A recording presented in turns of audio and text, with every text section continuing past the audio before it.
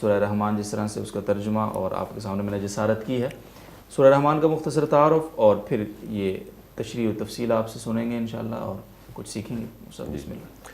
الحمدللہ نحمدہ ونصلی علی رسولہ الکریم، اما بعد فاعوذ باللہ من الشیطان الرجیم، بسم اللہ الرحمن الرحیم. الرحمن علم القرآن.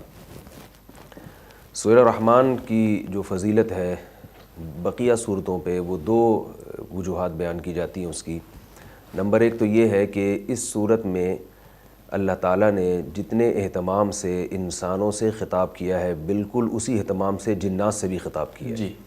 قرآن مجید میں باقی جو آیات ہیں جو قرآن مجید کا اسلوب ہے وہ یا ایھا الناس سے خطاب کرنا ہے، جس کا مصداق جو پہلا مصداق ہے وہ انسان ہے. لیکن اس صورت میں اللہ تعالیٰ نے بار بار کہ اے جن و انس فبأي آلاء ربكما تكذبان، اے جنات اور انسانوں تم اپنے رب کی کون کون سی نعمتوں کو جھٹلاؤ گے. تو ایک تو یہ اہم چیز ہے اس میں. جی. دوسری صورت میں ایک اہم چیز یہ ہے کہ اس میں اللہ تعالیٰ نے اپنی نعمتوں کو بیان کر کے بار بار فبأي آلاء ربكما تكذبان اس آیت کا تکرار بہت کیا ہے. بالکل. بظاہر کسی آیت کو یا کسی جملے کو بار بار ریپیٹ کرنا یہ کلام میں ایک عیب سمجھا جاتا ہے. جی. آپ ایک ہی بات کو، جیسے میں اپنی مثال دیتا ہوں، لوگ مجھے کہتے ہیں آپ کہتے ہو نا بولو نا بھائی کیا ہو گیا بولو نا، تو لوگ کہتے ہیں یا بھائی یہ ذرا کم کر دیں، اور واقعی کم ہونا چاہیے. تو یعنی بار بار ایک بات کو تکرار کرنا یہ ایک عیب سمجھا جاتا ہے کلام میں. لیکن یہاں قرآن مجید میں فبأي آلاء ربكما تكذبان اس لفظ کو بار بار دہرایا گیا ہے، اس لیے کہ اس تکرار کے پیچھے ایک مقصد ہے. جب تکرار کا کوئی اہم مقصد ہوتا ہے تو پھر تکرار وہ کسی چیز کی اہمیت کو بیان کرنے کے لیے ہوتی ہے. تو اللہ نے اس صورت میں اتنی زیادہ نعمتوں کا تذکرہ کیا ہے، اپنی دنیاوی نعمتیں بھی، اخروی نعمتیں بھی، روحانی نعمتیں بھی، جسمانی نعمتیں بھی. یہ 4 قسم کی نعمتیں ہیں جس کا اس صورت میں بہت زیادہ تکرار کیا ہے. وہ ہم انشاءاللہ جیسے جیسے آیتیں چلیں گی تو بتائیں گے یہ جسمانی نعمت ہے، یہ روحانی، اس نعمت کا روح سے تعلق ہے، اس کا دنیا سے، اس کا آخرت سے.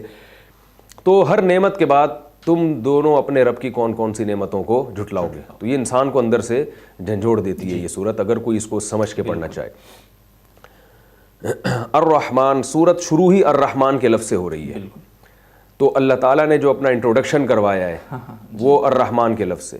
اس میں یہ بھی ایک ہمیں پیغام ملتا ہے کہ مذہب سے وحشت مت کرو، کیونکہ دین اللہ کا دین ہے. لوگ ڈرتے ہیں ہم دین کی طرف آ گئے تو پتہ نہیں ہمارے ساتھ کیا ہو جائے گا، تو فنڈامنٹلسٹ بن جائیں گے اور مختلف قسم کے تانے. تو اللہ نے بتایا کہ ہمیں ہر کام سے پہلے جو دعا سکھائی گئی ہے بسم اللہ الرحمن الرحیم، شروع اس اللہ کے نام سے جو بڑا مہربان نہایت رحم کرنے والا ہے. جب آپ کو ایک بات معلوم ہوتی ہے کہ آپ کی گورنمنٹ آپ کی عوام کے ساتھ خیر خواہ ہے، وہ ایسا قانون بنائے گی جس میں آپ کا فائدہ ہو، تو آپ پھر اس قانون کو دل و جان سے فالو کرتے ہیں. اور اگر آپ کو یہ پتہ چلے کہ آپ پر کوئی ایسا بادشاہ مسلط ہو گیا ہے جو ڈکٹیٹر ہے اور وہ اپنے مفاد سامنے رکھ کر وہ فیصلے کرے گا، تو پھر آپ اس قانون کو فالو نہیں کرتے. تو اللہ جہاں بھی اپنا انٹروڈکشن کرواتے ہیں تو رحمان کے لفظ کو ترجیح دیتے ہیں، یعنی اس لفظ کو زیادہ ہائی لائٹ کیا جاتا ہے. قل ادعوا اللہ او ادعوا الرحمن، جیسے کہ سورہ بنی اسرائیل میں ہے کہ اللہ کو اللہ کے نام سے پکارو یا رحمان کے نام سے پکارو، ایما تدعو فلہ الاسماء الحسنی.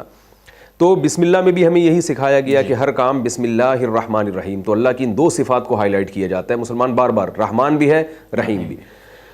اس صورت کی ابتدا بھی الرحمن کے لفظ سے ہو رہی ہے، جس میں بتا دیا ہے کہ آگے اس میں اللہ اپنی رحمتوں کا تذکرہ کرے گا. گویا ایک قسم کا یہ دعویٰ ہے. بالکل. اور وہ رحمتیں کیا شروع ہو رہی ہیں؟ علم القرآن، سب سے بڑی رحمت اللہ نے بتائی کہ ہم نے تمہیں قرآن سکھایا. خلق الانسان، انسان کو پیدا کیا. حالانکہ دیکھیے پیدا انسان پہلے ہوا ہے، قرآن اس نے بعد میں سیکھا ہے. بالکل. تو بظاہر ہونا تو یوں چاہیے تھا کہ انسان کو پیدا پہلے کیا اور پھر قرآن سکھایا، جیسے کہ آگے علامہ البیان ہے، پیدا کیا تو پھر اسے بولنا سکھایا نا. تو لیکن یہاں قرآن کی نعمت کو مقدم اس لیے کیا کہ انسان کی جو وجہ فضیلت ہے وہ فضیلت کی وجہ اس کے ہاتھ پاؤں ناک کان آنکھ نہیں ہے، کیونکہ تخلیق تو جانوروں کی بھی ہو چکی تھی.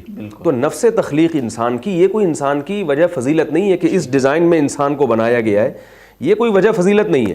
اصل وجہ فضیلت یہ ہے کہ انسان کے پاس براہ راست رب سے رہنمائی ہوتی ہے کہ وہ زندگی کیسے گزارے. اور جانوروں کو زندگی گزارنے کا اللہ تعالیٰ نے کوئی خاص طریقہ، ایسا طریقہ جو سیدھا راستہ کہلاتا وہ نہیں بتایا. ٹھیک ہے. احسن کل شیء خلقہ ثم ہدی، اس نے ایک نیچر کے راستے پہ جانوروں کو چلا تو دیا ہے مگر وہ ہمیشہ کے لیے اسی راستے پہ چل پڑے. اچھا اور برا نہیں ہوتا جانوروں میں.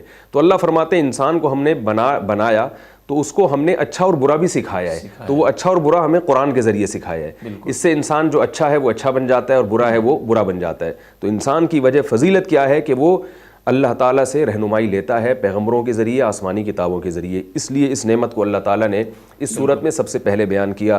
خلق الانسان، جس نے انسان کو بنایا، علمہ البیان، اسے بولنا سکھایا. بیان، یہ صفت میں بھی انسان جانوروں سے ممتاز ہے.